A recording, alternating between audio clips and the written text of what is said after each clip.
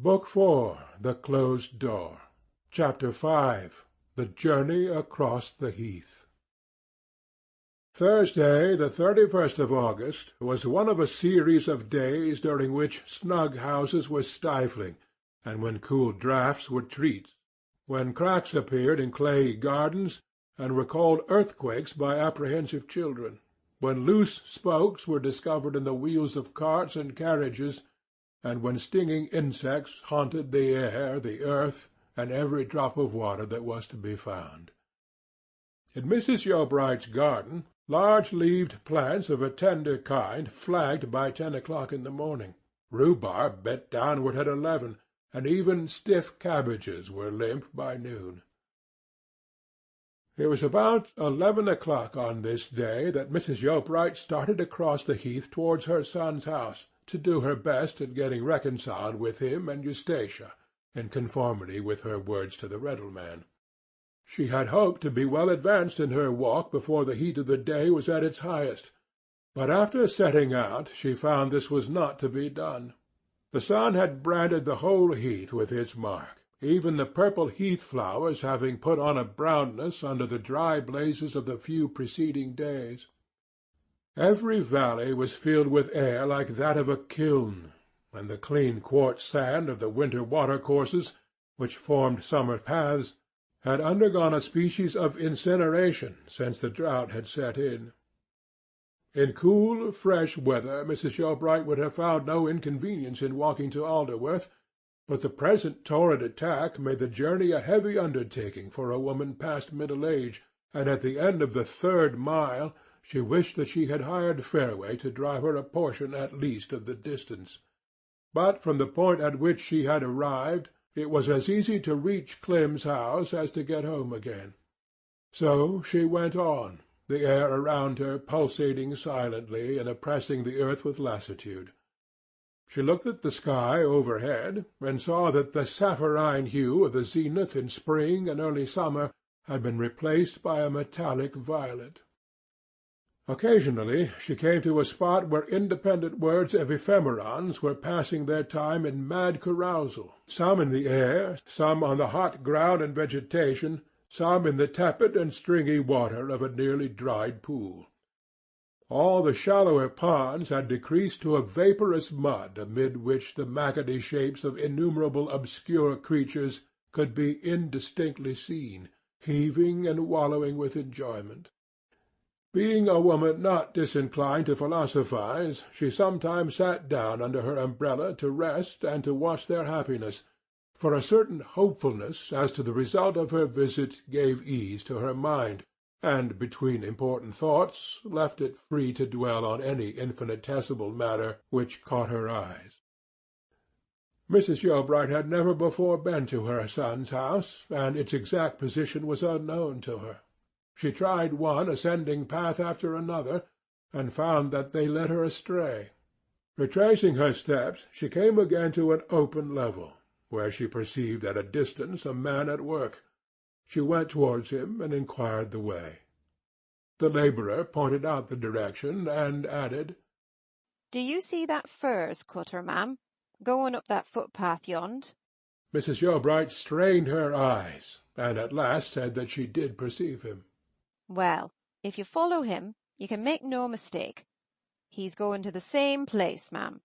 She followed the figure indicated. He appeared of a russet hue, not more distinguishable from the scene around him than the green caterpillar from the leaf it feeds on. His progress when actually walking was more rapid than Mrs. Yeobright's, but she was enabled to keep at an equable distance from him by his habit of stopping whenever he came to a brake of brambles, where he paused a while. On coming in her turn to each of these spots, she found half a dozen long, limp brambles, which he had cut from the bush during his halt and laid out straight beside the path. They were evidently intended for furze faggot bonds, which he meant to collect on his return. The silent being who thus occupied himself seemed to be of no more account in life than an insect. He appeared as a mere parasite of the heath, fretting its surface in his daily labour as a moth frets a garment, entirely engrossed with its products, having no knowledge of anything in the world but fern, furze, heath, lichens, and moss. The first cutter was so absorbed in the business of his journey that he never turned his head, and his leather-legged and gauntleted form at length became to her as nothing more than a moving hand-post to show her the way. Suddenly she was attracted to his individuality by observing peculiarities in his walk.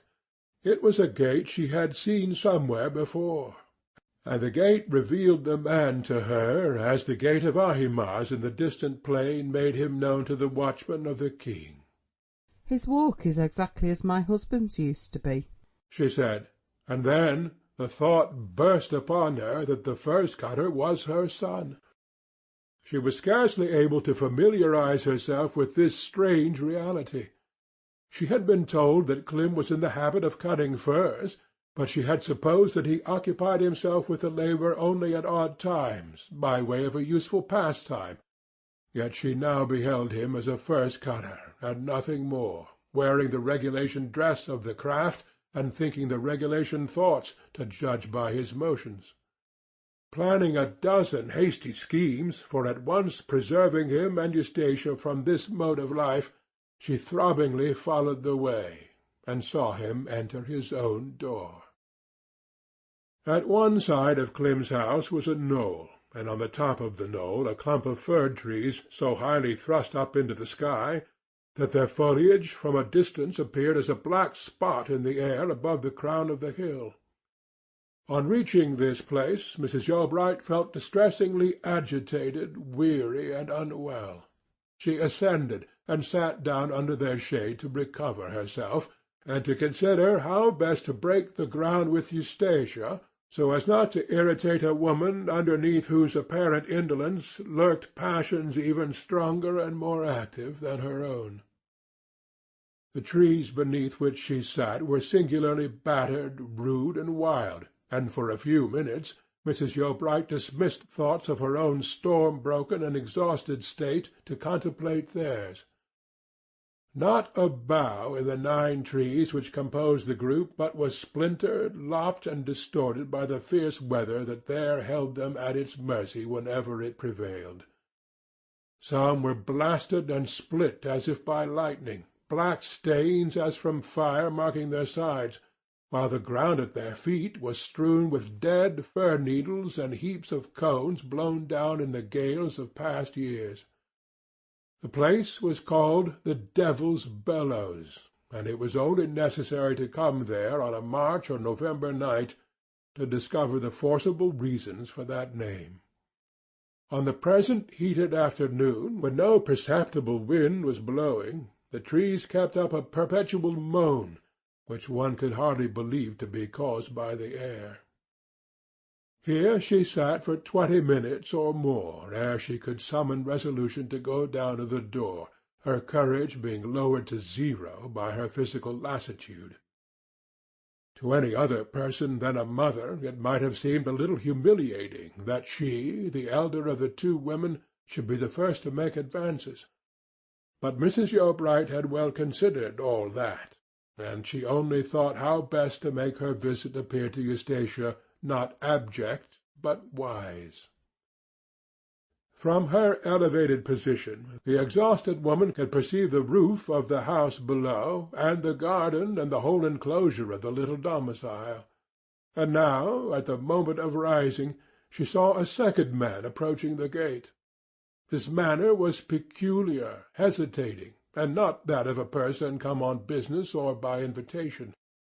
He surveyed the house with interest, and then walked round and scanned the outer boundary of the garden, as one might have done had it been the birthplace of Shakespeare, the prison of Mary Stuart, or the chateau of Hougomont. After passing round and again reaching the gate, he went in. Mrs. Yeobright was vexed at this, having reckoned on finding her son and his wife by themselves. But a moment's thought showed her that the presence of an acquaintance would take off the awkwardness of her first appearance in the house by confining the talk to general matters until she had begun to feel comfortable with them. She came down the hill to the gate and looked into the hot garden.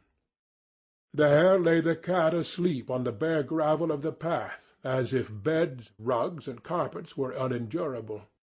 The leaves of the hollyhocks hung like half-closed umbrellas, the sap almost simmered in the stems, and foliage with a smooth surface glared like metallic mirrors.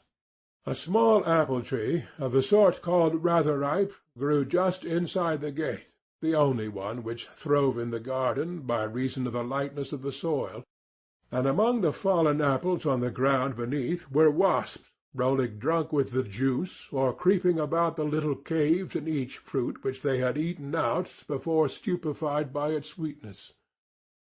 By the door lay Crim's furze hook and the last handful of faggot bonds she had seen him gather.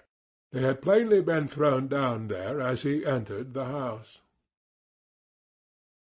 End of Book 4, Chapter 5.